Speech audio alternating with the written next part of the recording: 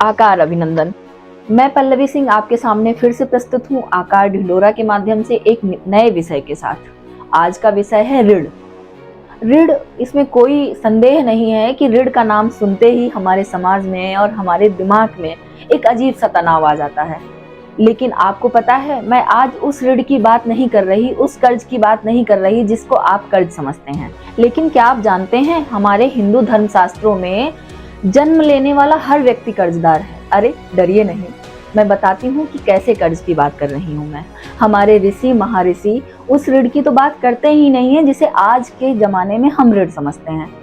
अब हम चर्चा करेंगे उस ऋण की जिसे महर्षियों ने धर्मशास्त्रों में उल्लेखित किया है। अपितु ऋषि तो उन ऋणों की बात करते हैं जिसे आप समाज, परिवार, पर्यावरण, कृतज्ञता और संवेदनशीलता के रूप में अदा करते हैं।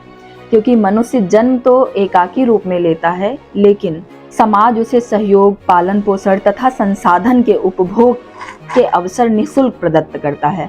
और महर्षि का मानना है कि यदि आपको कुछ भी निःशुल्क प्राप्त हो रहा है तो आपको उसे ऋण के रूप में स्वीकार करना चाहिए और उसकी अदायगी के प्रति कृतज्ञता का बोध होना चाहिए।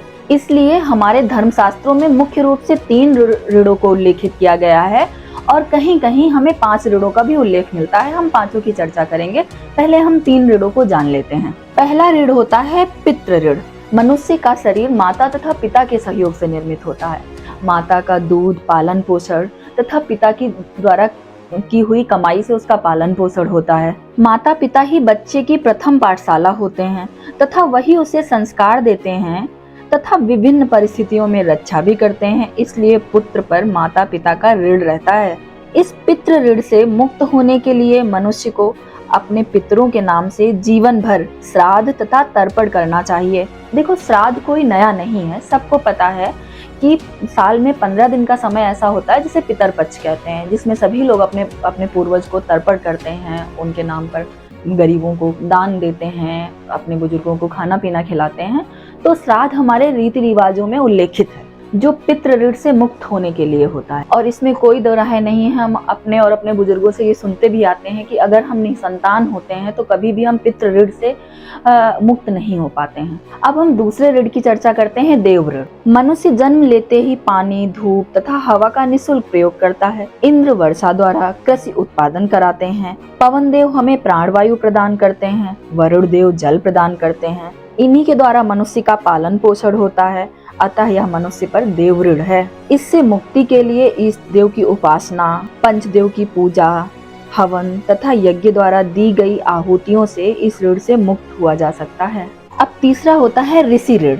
ऋषि ऋण मनुष्यों ने मनुष्य के कल्याण के लिए विभिन्न मंत्रों, शास्त्रों, पुराणों तथा स्मृतियों की रचना की, जो मनुष्य को अंधकार तथा अज्ञान से बाहर निकालते हैं तथा मनुष्य को सन्मार्ग पर ले जाते हैं।